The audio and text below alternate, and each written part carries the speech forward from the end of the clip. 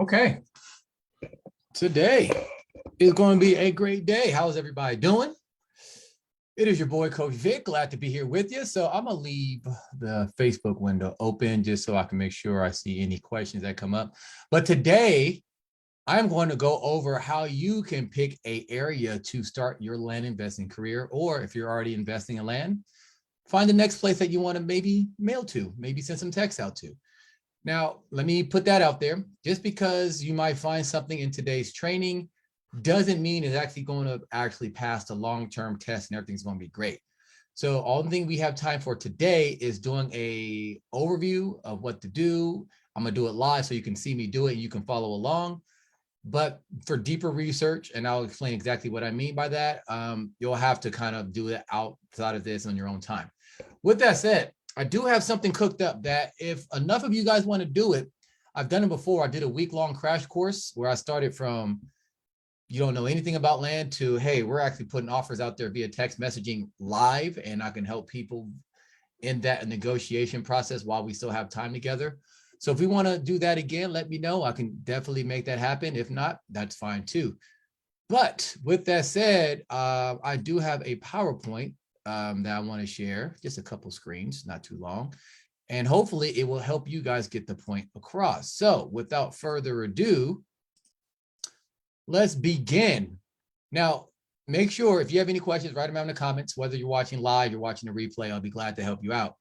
But with that said, I want you to understand something. No matter what area you pick, no matter whether you think it's the best area or the worst area, whether it's something I will frown upon and shy away from versus something that's super hot and everybody's making money, all land sells.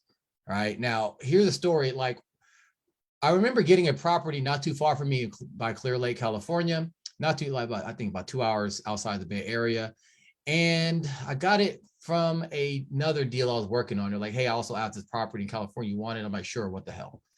So I bought it for like $300 or $400, as a throw in. And when I first got it, I tried to actually drive to the lot to see it because I've never seen any of the property I've ever purchased. And when I drove over there, 2 hours, I couldn't find a damn thing. The quote unquote roads that were out there were basically little trails. So obviously I couldn't drive. The road was blocked off. Somebody put a gate or a fence that is easy to walk around, but you weren't going to get a car through. And I was hiking and hiking and hiking. And I got some great pictures of like the lake and the scenery, but nothing of the lot. So I thought that I was screwed. Ain't no one going to buy this. Ain't no one can find it. The one person I did try to sell to was an ex-con. He was a good dude, at least from what I can tell, but he didn't have any money. And I'm like, damn, man, he's the only one that was even willing to buy it. Well, I got a little better at marketing. I put out my offers on a different platforms and stuff like that. This is after the person basically defaulted and kind of disappeared. I was able to sell it to a friend of that guy, or at least an acquaintance, for $2,000. So 300 to 2,000 plus whatever money I collected from the ex-con trying to do a deal. So again, no matter what you do, all land sells. All right. Now, don't forget, when you're buying land, you're going to have a valuable asset. Somebody somewhere will want to buy the lot. Just because it doesn't look like it, or the type of people that may approach you at first inquiring about the lot, does maybe they're not the type of people who are have a lot of money, or the type of people you want to sell to. It doesn't mean that's going to be the case forever. All right. Now, the thing is, the better the property, the more it kind of fulfills that need in your target demographics niche, like that, something that they need, the quicker it's going to sell. But even if it's not perfect, or if it's not even that good, it will sell. You just got to have it at the right price. Now, one thing I like to always tell people, you have to have a certain brand with investing. Doesn't mean it's got to be big and bad. It's just, hey, this is who I am as a person. These are the people I like to talk to. This is the way I talk. These are the things that I found important. Those things should come out in your messaging, and sometimes in the land you buy. So for example, if you're really big outdoorsman, maybe you don't buy infill lots because that's not what you're into. That's not your brand, so to speak. Maybe you do a lot more recreational properties because you would love to use those properties for your own recreation, even though they're thousands of miles away from where you live. But it still speaks to the type of person you are and the type of people that will probably resonate with you because you got things in common. Now, every time you buy land, and when we're about to do this research, always approach it as, hey, I'm going to sell this property. It's not going to be something I'm holding on to. And it doesn't got to be super fabulous Hawaiian beachfront property. just remember, I am going to sell it, and you just got to have a couple of things kind of in mind as you're buying. What type of person is going to buy the lot? You know, just because you wouldn't buy it doesn't mean somebody else wouldn't either. And how many people that you're thinking of are in that group. So if you're thinking about the type of person who likes to be solo and isolated, they may not be a ton of people, but it could be enough to actually sell that property. Now, if you're thinking about some unique, special individual who has very special, unique needs, probably not many people like that person you're thinking of. And if that's the only person that can do something with the property or is willing to try it out, that property, then maybe it's not the best property or the best investment for you. So, you know, your mileage might vary. And here's the thing to remember as you are about to find an area.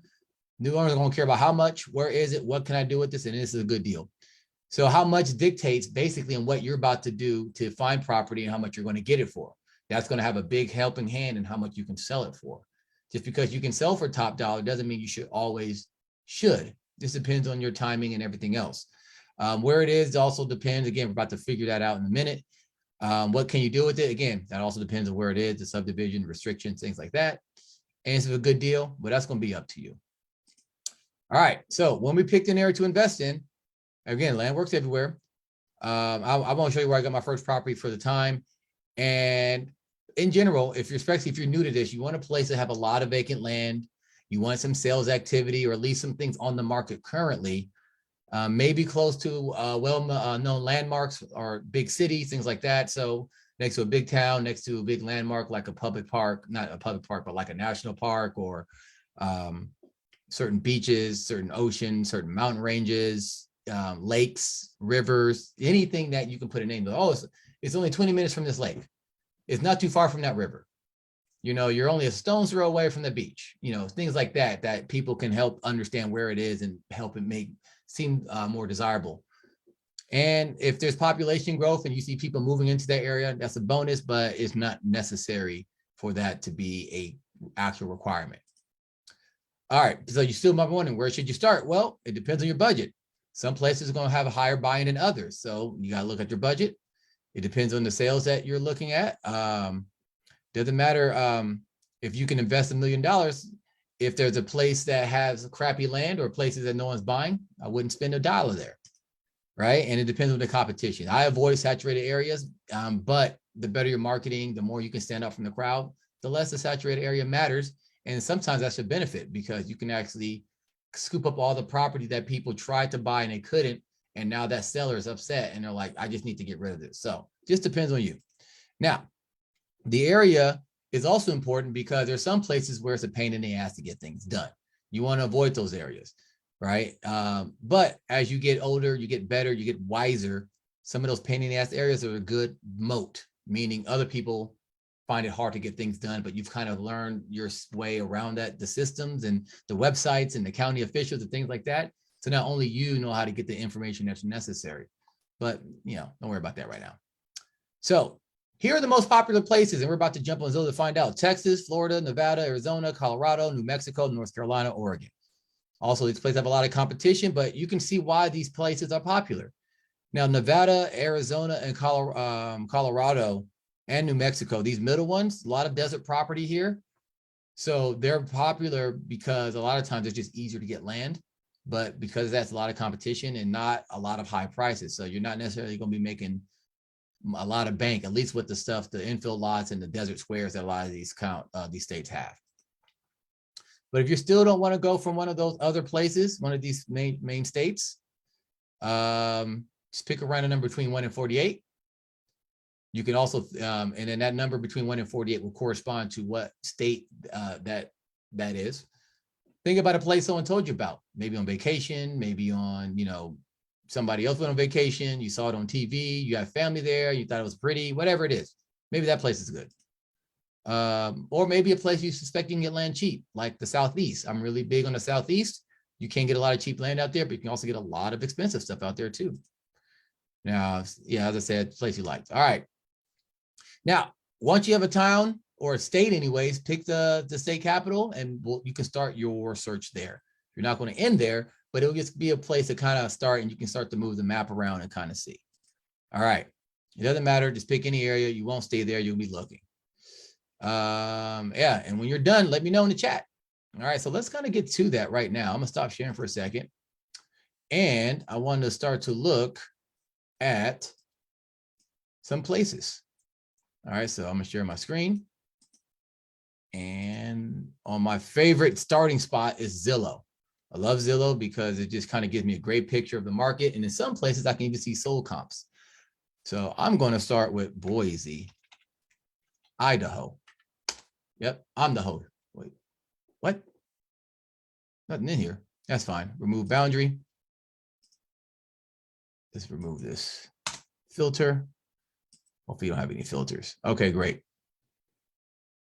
Get out of here. All right. So I moved the filter. Let's do price low to high. Let's see. What's this question?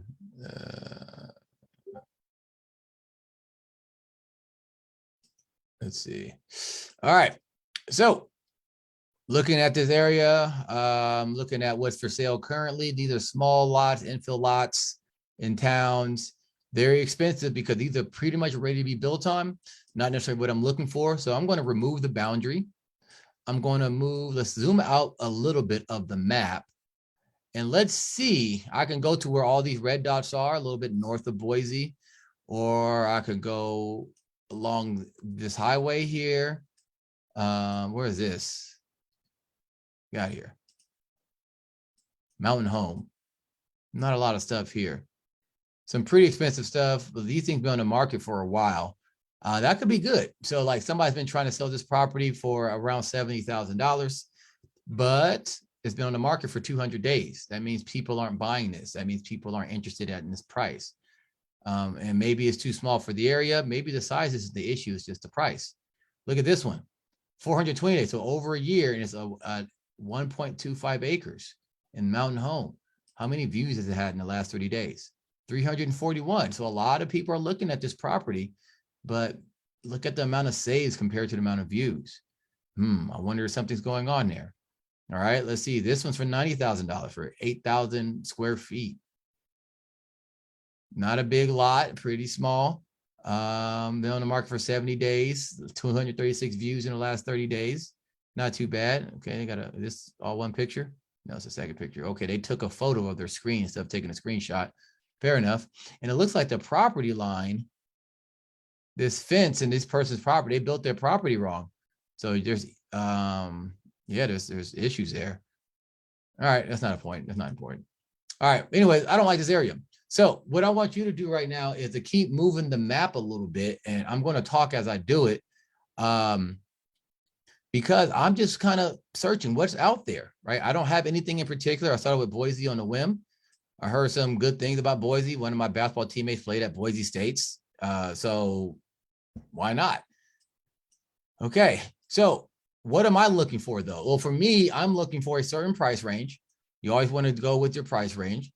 And I want to see if I see anything on the market that is more like 2, 3, or 4 times my current budget, then I'm at least in the right place when it comes to prices. Doesn't mean everything else is going to fall in, but usually the price I can sell at is usually the biggest indicator that I like. That's the first thing I look for.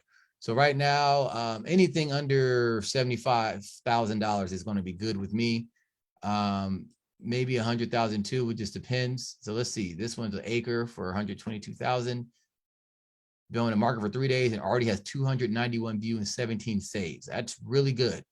Looks like this is ready to be built upon. It's an acre, North Star in Star, Idaho. Okay. That's Nampa, Star, Meridian. I wonder if anything else in Star. So because I see this one and I really like what I see here, granted, this looks like it's ready to be built. Looks like utilities are here and everything. But let's say if I put Star, do any other lots come up? 19 lots listed by the agent. Where are we at? Zoom out a bit. Okay, not too bad. A little bit northwest of Boise. So look at this. This must be a very lucrative, expensive area. 31 acres, 4.8 mil. In San Francisco, that's a house. 26 days, half an acre. 254 views. Bring your own builder. Enjoy the possibilities. All right. This place star might be a very high-end, very luxurious place. This lot for 1 point. Oh, okay. I clicked on a basically 2.2 million. Doing a lot for 193 days, 214 views. Not bad. What am I buying here? I don't know. This was a small lot, 7,000 square feet. Looks residential. It's on the lot for 13 days, 402 views. So if you notice, a lot of these things are getting a ton of views, and they're not on the market for very long, except for this one. No, they're 74 days. They're not on the market for very long. So whatever's happening here is a good indication that I could be close to something really nice. So let's remove the boundary. Let's see what else we got. All right, 350, 450, 1.25, close to Middleton. Look, this is some very nice areas here. Very nice areas. A little bit above my budget, but it's looking pretty good. Let me zoom out a bit. And let's go to Meridian. Only thing I see is this for 171. Now, what else you can do when you're doing that? Let's say I like the state of Idaho. I like what I'm seeing. I hear a lot of population growth here. I can just do Idaho land. And yeah, it's a whole state. You know, obviously I'm not going to go through, move the map over and over again, but look at this, $20,000. $20,000. This looks good to me. Oh, it's been on the market for a long time. 33 days, 17,000, a third of an acre. 20,000 for an acre. Fairfield, Rupert, Arco, Salmon. So what I'm going to do to help me narrow it down, I will actually put on the price filter. Let's say the max is 75,000. 75,000. You guys following me? And the minimum, I won't have a minimum. So now from the whole state of what's currently listed now, I'm looking at where do I see the things that fall into my my budget. Okay, 20,000. I like these lots because if I see this is selling for 20,000, that means I can acquire for about 4,000 or 5,000. Same with this one and same with these. So let's see, Fairfield, Leodore, Rupert, Arco. These are all in different places. Atomic City, Shoshone, I don't know if I said that. Kamaya, Bayview, Ledore, Richfield, Shelley. These are all over the map. But let's see this. Cialis? What is this, erection pill? Challis.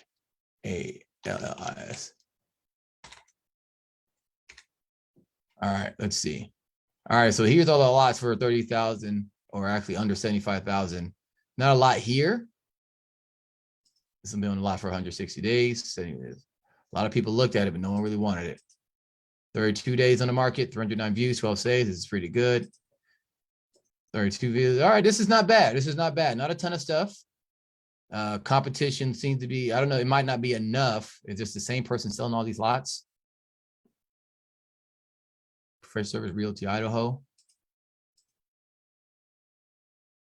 Fresh Service, yeah, it might be the same person selling all these lots. So this might be something I'll look into deeper. So I'll actually have a little text file next to me. You guys won't be able to see it. Get out of my way. I have a little text file. And in that text file, I'll put it so I can have a list to dig in deeper. Start looking at the county website, start looking at the different things. How easy would it be to get the information I need? What type of demographics can I find? Am I able to get a large enough list to make this worth my while? Right now, I don't have the time to do that. I'm just looking for areas. So guess what I'm going to do? I'm going to remove the boundary.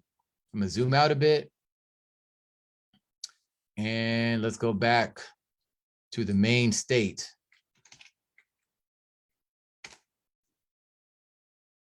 And let's see what else we got. So let's look at Fairfield, Idaho. Get out of my face. If I can spell. There we go. Okay. 5 agents, 1 acre. So it looks like you're getting an acre for about, man, this is wildly different price. Either 20,000 or 40,000 or 20,000. So 20,000 or 40,000 per acre. Like, which one is it? Fairfield, 43 days. These haven't been on the market for very long either. Price cut. It's been on. It hasn't said how long it's been on the market. 332 view. Oh, this might be a lot of stuff here. Let's take a quick peek. Fairfield may be something. Again, there's not a lot of information here. So this may not be good. I'm gonna have to look into it a little deeper. I'm not sure if this will actually do me any good, but again, I just put on the list. This is how you find an area, because I might actually send letters to everybody that I find. I might send to nobody. It just depends. Now we're wrapping up with time. So far, any questions of what I'm doing? Notice how casual this is. You can actually do this as you're sitting on your couch, watching a season 4 of Stranger Things or whatever you watch. I don't know what you watch. If you're a millennial, you probably watch a lot of HGTV. That's popular these days with kids and it's hot in the streets. But I can do this on my phone. I can do this, with my laptop. I can, whatever. It just doesn't matter. I just got to put in the work. All right, let's see what's over here with Rupert and Myers. This one's 71.71 acres, 67 days. Hayburn, a lot of views. Like everything in this state seems to be popping. Now, my job is going to be, where can I find the best county so I can get all the information consolidated and I can do a nice mailing or texting campaign. But you just never know. You never know what you're going to find. You never know what you're going to find. But I like this whole state. I'm glad I just kind of randomly stumbled upon it. Oakley. And everything seems to be so spread out. So maybe this could be one of those places where I actually pick any place. As long as I get a good deal, it's going to sell because of where it is. All right.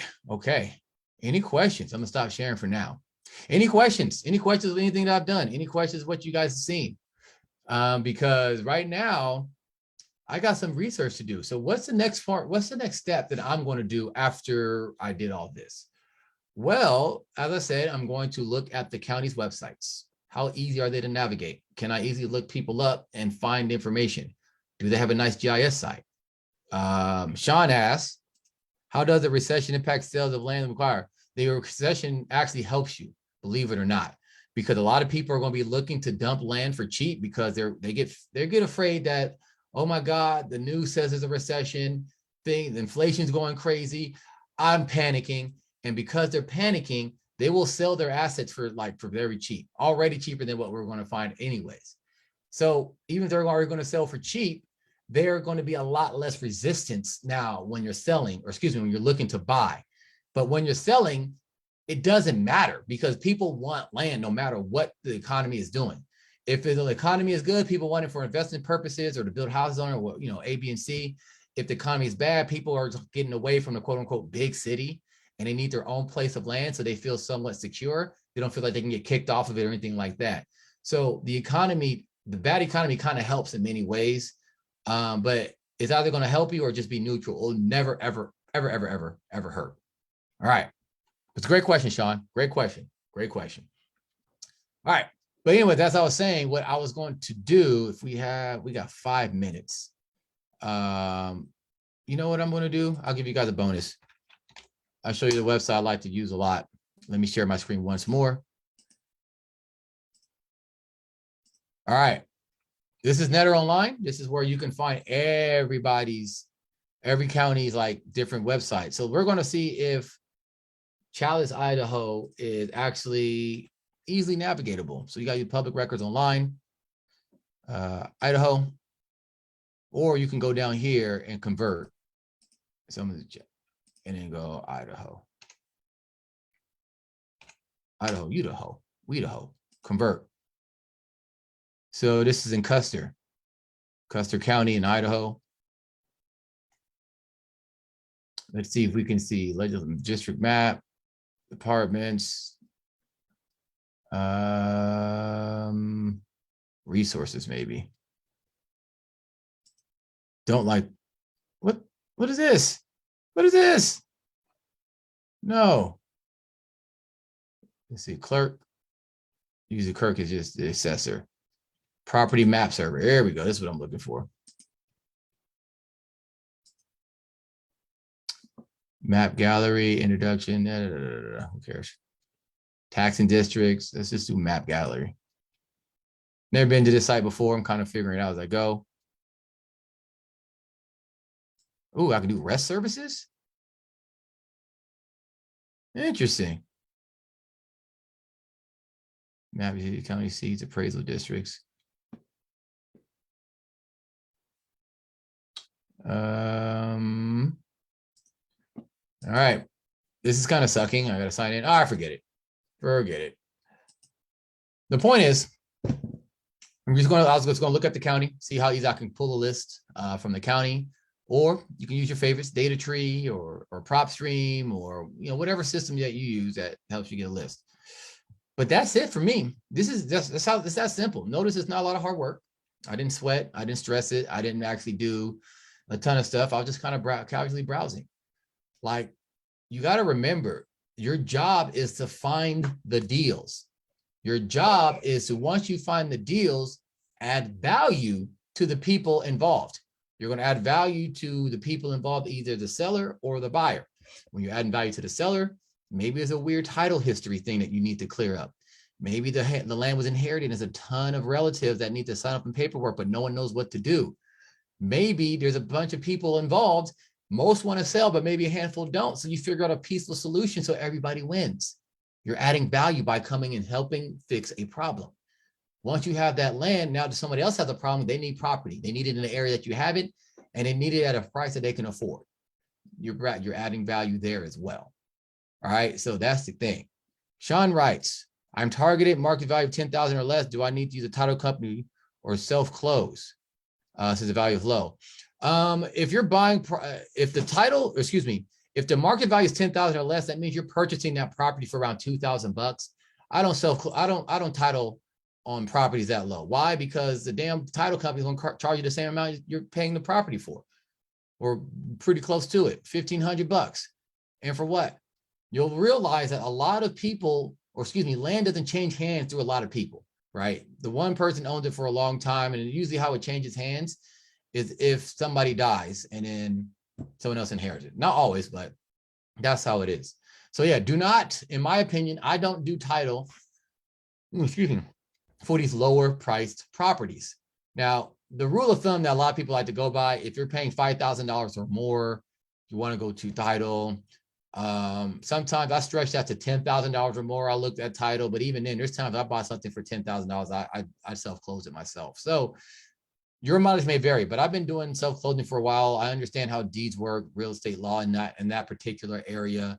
I understand how to find information I'm looking for. Sometimes I'll just pay an abstractor. They'll give me the title history and I can do the rest. I don't need the title insurance because it's just vacant land and all that. But hopefully that answers your question, Sean. Okay. So yeah, your assignment, if you choose to accept it, is I would like you to actually find an area or give me a list of areas and I can actually give you a critique. So if you want me to kind of see the list that you put together, not a list of names, but if just of different towns and counties that you think will be a good investment for your budget and things like that, say so in the comments. I will hit you up. We can figure out a time when we can do this. I can take a quick peek at it and give you some feedback. Maybe I just do it as a comment and like, hey, I looked at it. I thought it was good. Go for it. Or you know what, consider something else. So whether you're watching this live or replay, that offer stands. And if I don't want to do it, if you're watching this replay a year from when I did it, then maybe I won't do it. But other than that, I appreciate you guys. Hopefully you found this useful. And yeah, if you like me doing these live demonstrations and things like that, let me know. I'll gladly do them again with other areas of the business. Granted, I'm not sure how many other things we can do with a live demo. But yeah, if you want a live demo, more live demos, or you want me to bring back the week-long crash course I've done where I help people go from zero to we're making offers and people are getting offers accepted, let me know. Let me know. Other than that, I'll talk to you guys later. Peace.